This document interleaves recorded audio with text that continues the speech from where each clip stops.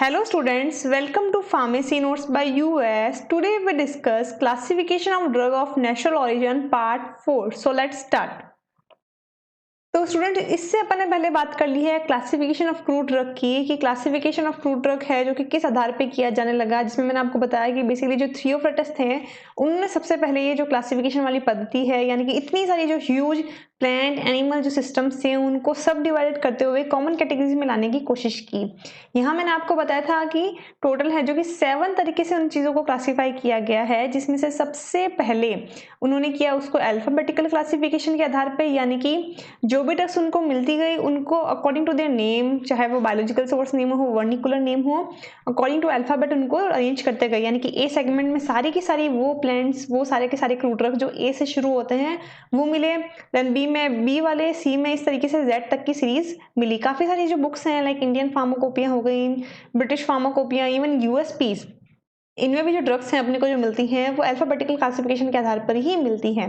फिर अपन ने बात की morphological classification, right. Morphological classification के अंदर अपन ने देखा कि बेसिकली जो मॉर्फोलॉजी के आधार पे, यानी कि जैसे कि अपन को पता है कि प्लांट के डिफरेंट पार्ट्स होते हैं, जैसे कि बाक है, उसका स्टेम्प है, लीफ है, तो अकॉर्डिंग टू देयर मॉर्फोलॉजी या फिर अकॉर्डिंग टू द प्लांट कौन सा पार्ट उसका काम आ रहा है उसके हिसाब से डिवीजन होगा। जैसे कि मैंने आपको एग्जांपल दिया था नीम में सपोज लीव्स काम आती हैं तो हेडिंग आपको मिलेगी वहां पे मॉर्फोलॉजी के रूप में लीफ के आगे आपको नाम मिलेगा नीम। यानी कि कहने का मतलब ये हो गया कि जो नीम है उसके अंदर जो मेन अपने को डिजीज क्योरिंग एलिमेंट्स मिलेंगे वो मिलेंगे उसकी लीव्स में, यानी कि उसकी पत्तियों में।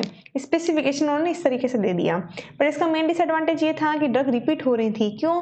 क्योंकि नीम ही ऐसा एक प्रोडक्ट है, या नीम जैसे काफी सारे प्लांट्स हैं जिसका नीम लीव्स के अलावा भी दूसरे पार्ट काम आते हैं, तो जब मॉर्फोलॉजिकली वहां पे नाम आता तो वहां पे भी नीम का नाम आ जाता, तो क्या होगा, ड्रग है रिपीट हो रही है, तो again this is the wrong type of classification. फिर अपन ने बात की टेक्सोनॉमिकल के अंदर अपन ने देखा कि जिस तरीके से प्लांट्स हैं या फिर जो एनिमल्स हैं उनको सब डिविजनल कैटेगरीज में डाल दिया according to their differences and commonness, systems को क्लासीफाई करते रहे और धीरे धीरे है जो कि उस तरीके की जनरेशंस को बनाया गया। जैसे कि अगर अपन प्लांट की बात करें तो किंगडम आया, then division, then order, then उसका जो स्पीसीज है, जीनस है, फैमिली है, इस तरीके से उसको डिवाइड किया गया। तो इससे एडवांटेज क्या हुआ कि शुरुआत में तो सारे काफी चीजें कॉमननेस होने के कारण कॉमन चीज पता चलती गई, उसके बाद जो स्पीसीज है या जीनस है वो डिफरेंशिएट हो गए, यानी कि काफी सारी ड्रग्स के सेम कैरेक्टर्स को अपने को एक ही साथ एक ही जगह पे पढ़ने को मिल गया। तो अब अपन बात करते हैं केमिकल क्लासिफिकेशन की। अब जैसे नाम से पता चल रहा है केमिकल क्लासिफिकेशन, यहाँ पे जो क्लासिफिकेशन हो रहा है वो प्लांट में कौन सा केमिकल नेचर है उसके आधार पे किया जाएगा। तो ये चीज मैंने आपको पहले बताई थी कि जो प्लांट्स हैं उसमें 2 तरीके के मेटाबोलाइट्स होते हैं। एक तो प्लांट जो अपनी एनर्जीज के लिए बनाते हैं, जैसे कि कार्बोहाइड्रेट हो गया, प्रोटीन हो गया, लिपिड हो गया, इनको तो बोल दिया प्राइमरी मेटाबोलाइट्स। और दूसरे होते हैं सेकेंडरी मेटाबोलाइट जो कि प्राइमरी मेटाबोलाइट के फॉर्मेशन के बाद बनते हैं, एक तरीके से उनका एक वेस्ट प्रोडक्ट अपन कह सकते हैं। उनके एग्जांपल्स मैंने आपको दिए थे like alkaloid, glycoside, tannins, volatile oil, lipid, carbohydrate, resins, vitamins and proteins, ये सारे के सारे हैं जो कि सेकेंडरी मेटाबोलाइट्स हैं या कि हर प्लांट में अवेलेबल होने वाले केमिकल्स हैं। तो किस प्लांट के अंदर किस पर्टिकुलर केमिकल की संघनता है, ज्यादा क्वांटिटी में अवेलेबल है, उसके आधार पे उन प्लांट्स को इनके केमिकल के नाम से क्लासिफाई किया जाने लगा। So here the crude drugs are divided into groups according to the chemical nature of their most important constituent present in the drug to which the pharmacological and therapeutic activity of drug is attributed। यानी कि कहने का मतलब ये हुआ कि chemical classification के अंदर प्लांट को इस तरीके से डिवाइड किया या क्लासिफिकेशन को इस तरीके से बनाया है कि प्लांट के अंदर सबसे ज्यादा क्वांटिटी में कौन सा केमिकल प्रेजेंट है और कौन से केमिकल के कारण उस प्लांट को अपन एज ए फार्माकोलॉजिकली किसी ना किसी एक्टिविटी में काम ले रहे हैं, किसी डिजीज को क्योर करने में काम ले रहे हैं, उसके आधार पर है जो कि इनको डिवाइड किया गया। अगर अपन 1 बाय 1 एग्जांपल लें इन सेकेंडरी मेटाबोलाइट्स का या इन केमिकल्स का, तो सबसे पहले है एल्कलॉइड। अब ये जो एल्कलॉइड्स हैं या जो सेकेंडरी मेटाबोलाइट्स हैं, यहाँ पे एक पूरा का पूरा यूनिट है जिसमें डिटेल में भी डिस्क्राइब किया गया है, इसलिए यहाँ पे मैं डिटेल में नहीं बताऊंगी कि एल्कलॉइड क्या होते हैं, इनका क्लासिफिकेशन क्या है, यूज क्या है, ये सब अपन पढ़ेंगे। General just a brief introduction and with example कि किस तरीके से एल्कलॉइड्स हैं, एल्कलॉइड्स में कौन कौन सी चीजें आती हैं, कौन कौन से इसके क्लासिफिकेशन हैं, प्लस उन क्लासिफिकेशन में से कौन कौन सी ड्रग्स हैं जो कि उस मॉलिक्यूल से रिलेट करती हैं। अपन इतना इतना ही पढ़ेंगे इनके अंदर। तो सबसे पहले अगर मैं एल्कलॉइड की बात करूं तो एल्कलॉइड बेसिकली ऑर्गेनिक कंपाउंड है जो प्लांट में नेचुरली आता है, बट एल्कलॉइड की खास बात है कि इसकी जो स्ट्रक्चर मॉइटीज है उसके अंदर नाइट्रोजन कंटेनिंग सिस्टम होगा। ठीक है, तो ये एल्कलॉइड की खास पहचान है। एल्कलॉइड की अगर अपन क्लासिफिकेशन की बात करें तो एल्कलॉइड्स में amine, propane, quinoline according to their structure, यानी कि उसकी स्ट्रक्चर कैसी है, isoquinoline, pyridine, piperidine, indole and purine है जो कि क्लासीफाई है। बहुत सारे क्लासिफिकेशंस हैं, बट ये मैंने स्पेसिफिक नाम बता दिए।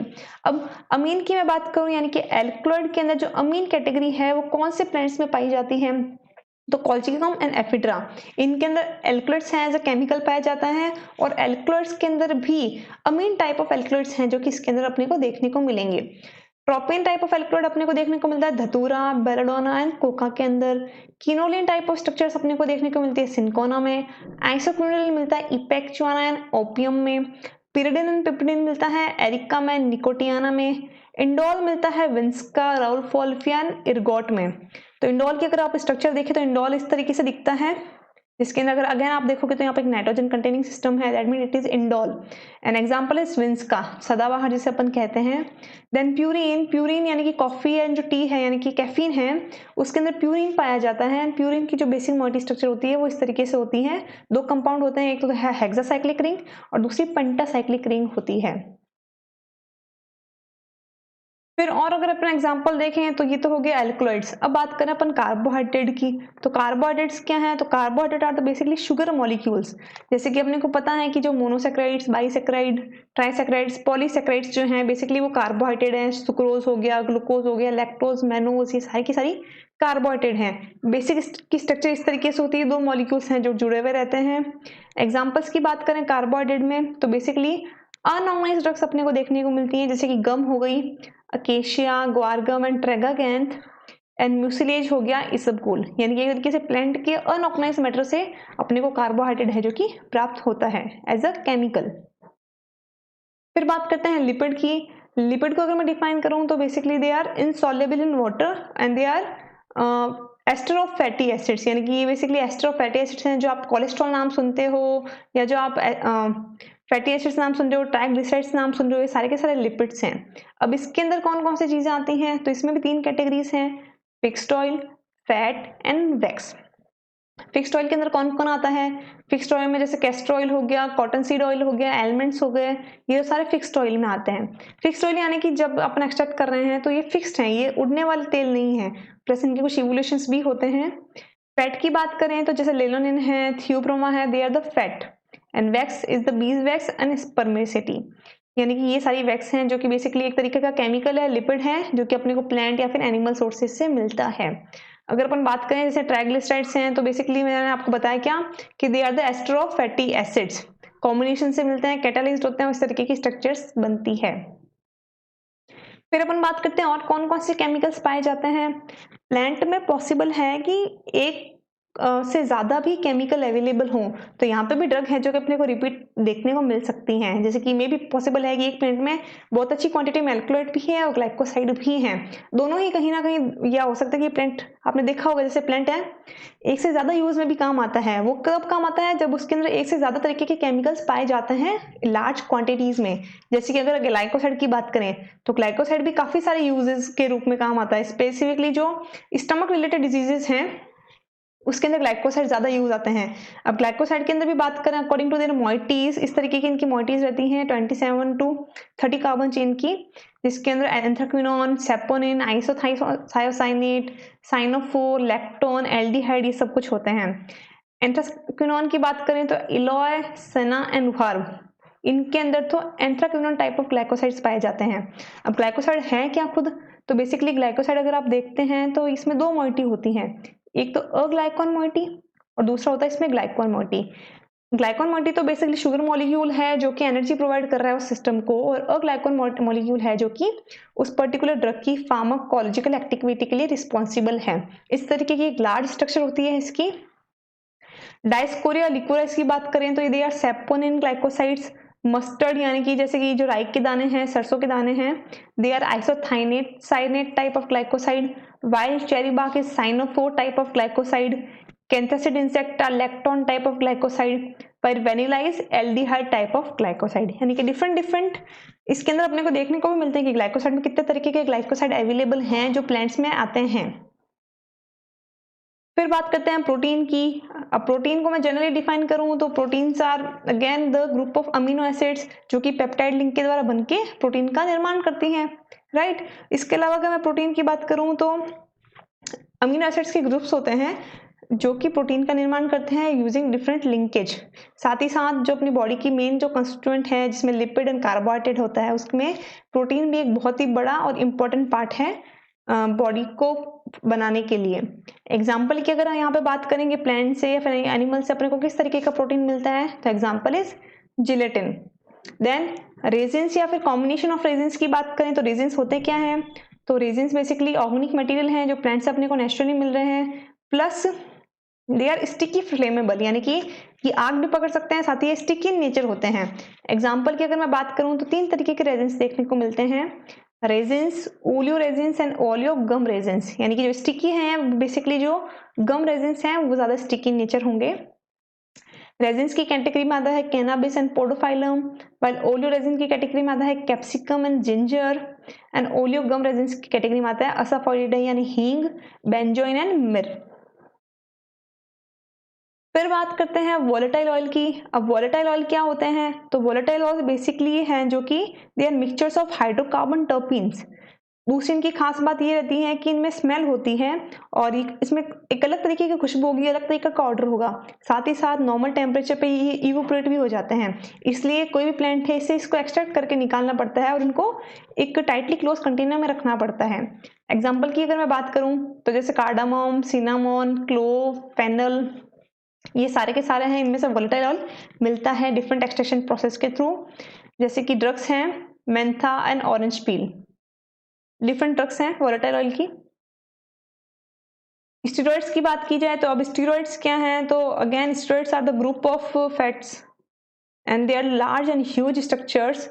अगर अपन एग्जांपल की बात करें स्टेरॉइड्स की तो जैसे कार्डिकोग्लाइकोसाइड्स हैं उसमें स्टेरॉइड्स पाए जाते हैं, example are digitalis and squill.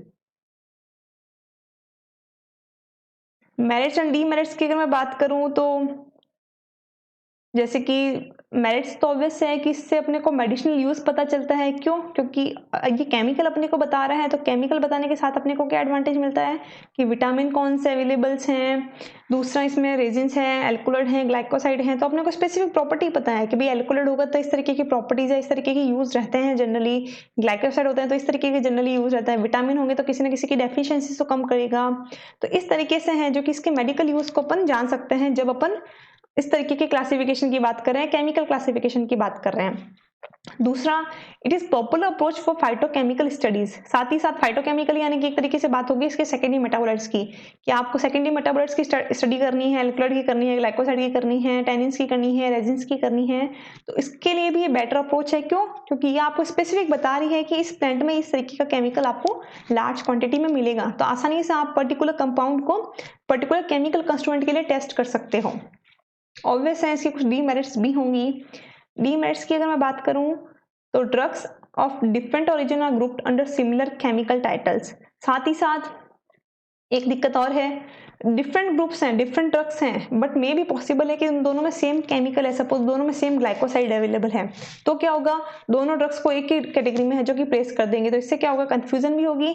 साथ ही साथ मे भी पॉसिबल है कि एक ही ड्रग में एक से ज्यादा केमिकल प्रेजेंट हो तो वो आपको रिपीट होकर हुए किसी दूसरे कॉलम में भी मिल सकती है। Then the type of classification makes no proper placement of drugs containing 2 different type of chemicals। साथ ही साथ जिनमें एक से ज्यादा तरीके के केमिकल्स हैं उनको ये रिपीट कर देता है, इसके अलावा उसने कोई डिफरेंट तरीके के क्लासिफिकेशन उसके लिए नहीं बना रखे कि भाई जिसमें एक से ज्यादा तरीके के केमिकल है उनका हम डिफरेंट क्लासिफिकेशन बना देते हैं, नहीं, तो ये भी इसकी एक डिसमेरिट है, डिसएडवांटेज है। Then certain drugs are found to contain alkaloids and glycoside like cinchona, fixed on volatile oil like nutmeg of equal importance together. Hence it is difficult to categorize them properly chemical constituents are known, जैसे कि example भी उन्होंने दिया है कि जैसे कि काफ़ी सारे ड्रग्स हैं जिसमें एक से ज़्यादा केमिकल पाए जाते हैं, तो उनको है कि इस पर्टिकुलर क्लासिफिकेशन के आधार पे है जो कि क्लासीफाई करना थोड़ा डिफिकल्ट है। जैसे सिंकोना है तो उसमें अल्कोहल एंड ग्लाइकोसाइड दोनों पाए जाते हैं, और जो नटमेग है यानी कि जो जायफल है उसमें fixed oil and volatile oil भी पाए जाते हैं। तो इनको किस तरीके से इनमें क्लासीफाई किया जाए, ये जो है केमिकल क्लासिफिकेशन प्रॉपरली डिस्ट्रीब्यूट नहीं कर पाता। I hope you understand and enjoy the video. Please like, share and subscribe, and don't forget to press the bell icon. Thank you.